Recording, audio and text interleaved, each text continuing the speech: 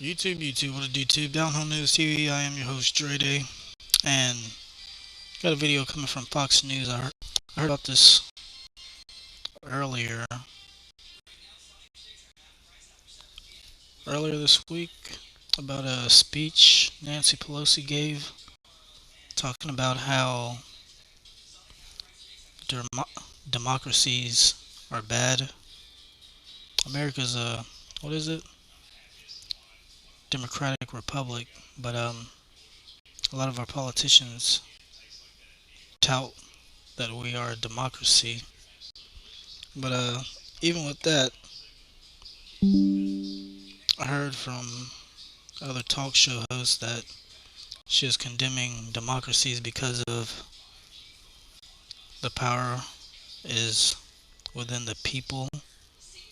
And I guess she doesn't believe that the people will make the right decisions by the choices they make and who they choose to elect. But hopefully this is the speech I was looking for is from Fox News. Pelosi rebuked to her face during Oxford debate after condemning Americans clouded by guns, gays, and God.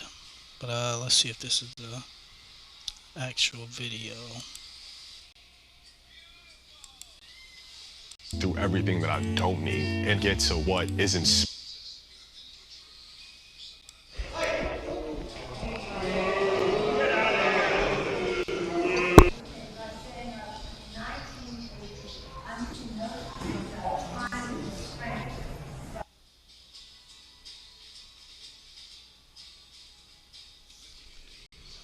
Well, that video didn't do me any justice, but I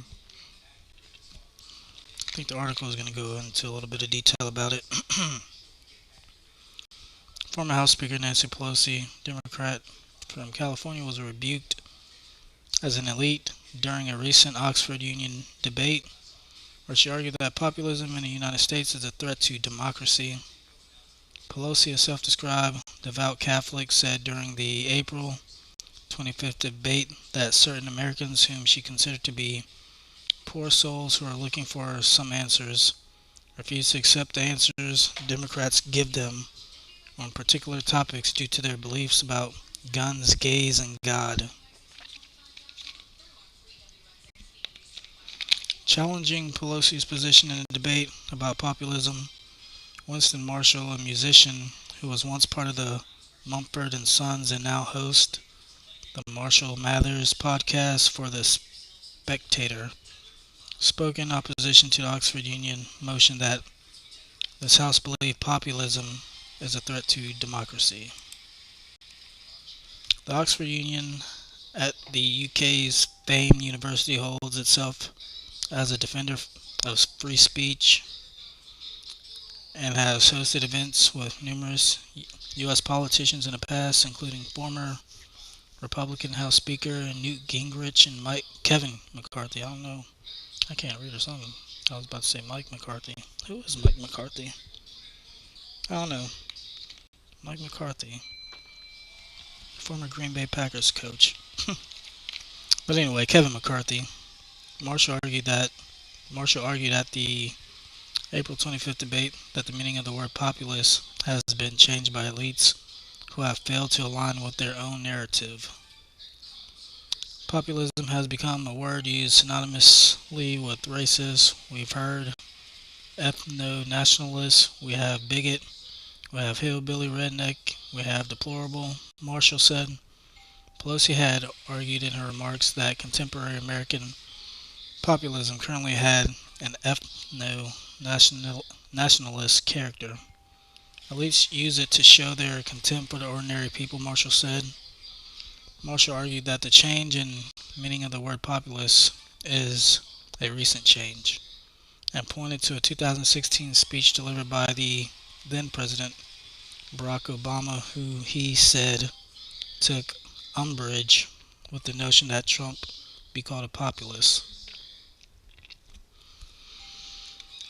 If anything, Obama argued that He was a populist. If anything, Obama argued that Bernie was a populist. He said, something curious happens.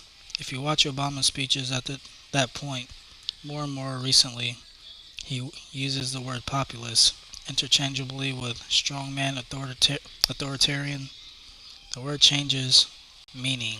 It becomes a negative, a pejorative slur, hi- highlighting the Capitol riots on January 6, 2021, which he believed to be a dark day for American. Indeed, Marshall said. I'm sure Congresswoman Pelosi will agree that the entire month of June 2020, when a federal courthouse in Portland, Oregon was under siege and under insurrection by radical progressives, those too were dark days of America. At that point, Pelosi raised her hand and said, there is no equivalence there. It is not like what happened on January 6, which an insurrection incited by the President of the United States. My point, though, is that all political movements are susceptible to violence and, indeed, insurrection, Marshall said. Populism is not a threat to democracy. Populism is democracy. And why else would universal suffrage if not to keep elites in check? Or and why else have universal suffrage if not to keep elites in check? Marshall said he was rather surprised that Pelosi was arguing in favor of the motion, as he thought the left was supposed to be anti-elite and the left was supposed to be anti-establishment. Today, particularly in America, the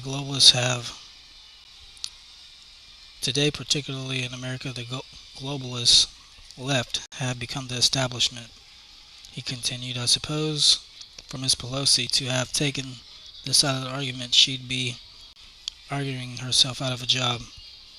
Marshall went on to claim that populism is the voice of the voiceless, and that the real threat to democracy is from the elites.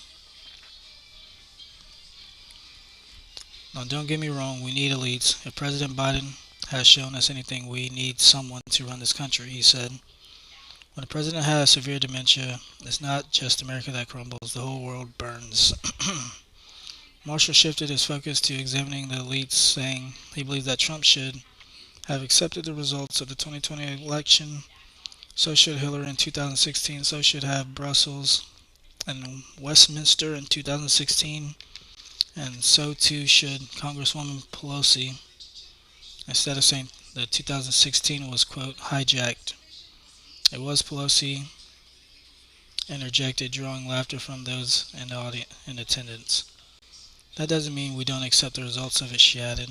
During the speech in opposition of the motion, Marshall also took aim at the social media companies that suspended Trump from their platforms following the January 6 Capitol protests and the mainstream media. Mainstream media elites are a part of the class who don't just disdain populism, they disdain the people. If Democrats had put half their energy in delivering for the people, Trump wouldn't even had a chance in 2024. We've had power for 4 years, from the fabricated Steele dossier to trying to take him off the ballot in both Maine and Colorado. The Democrats are the anti-Democrat party, he said. Populism is not a threat to democracy, but I'll tell you what is. It's elites ordering social media to censor political opponents, Marshall said. It's Brussels, D.C., Westminster, mainstream media, big tech, big pharma, corporate collusion, and Davos cronies. Delivering remarks prior to Marshall, Pelosi said, democracy is rule of law. Democracy is free and fair elections. Democracy is about independent judiciary. It's about freedom of the press to have transparency and to have accountability of elected officials to the people. It's about all of that. And that is everything that the populist regime in Washington, D.C. is against. She added, ethno-nationalistic populism, as is the threat to democracy. It's about threatening what they call elites, a free press, she said. It's about fighting issues that relate to free and fair elections, where we have voter suppression to the nth degree under this regime and its resistance to passing the Rights Act, the John Lewis Act, all of that. At one point, while speaking about those who may consider themselves a part of the populist movement and or poor souls who are looking for some answers, Pelosi said, "We've given them to them, but they're blocked by some of their views on guns. They have the three G's: guns, gays, and God. That would be a woman's right to choose. And the cultural issues cloud some of their reception of an argument that is really in their interest." The motion debated by Marshall and Pelosi ultimately received a passing vote from those attending the Oxford Union event. 177 to 68. Well, yeah, that was basically what I've been hearing about from, I guess you would call it, alternative media news sites, talking about Pelosi saying populism is a problem with American democracy. But I agree with Marshall a lot when he stated that Trump probably would have never had a chance if the people in the administration now would have answered the calls of what the people were putting forth. But yeah, let me know what y'all think about this article. It's pretty interesting because it does seem like the left is more establishment based and have the money flow compared to the right. But let me know what y'all think about this article. It's been Down Home News TV. I am Dre Day, and y'all have a wonderful weekend, or a wonderful week. My bad. I'm thinking of the wishing it was a weekend already. We had a 3-day weekend, so